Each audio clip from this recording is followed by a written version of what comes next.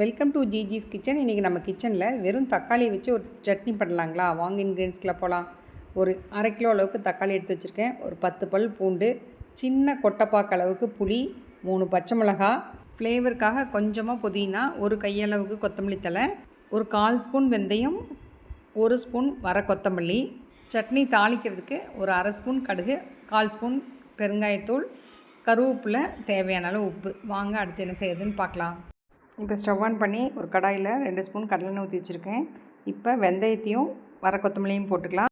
புளியும் பூண்டையும் போட்டு நல்லா ஒரு நிமிஷம் வதக்கிக்கலாம். அடுத்து பச்சை மிளகாயும் போட்டு நல்லா ஒரு வதக்கிட்டு இப்போ வெட்டி வச்சுருந்த தக்காளியை போட்டுக்கலாம்.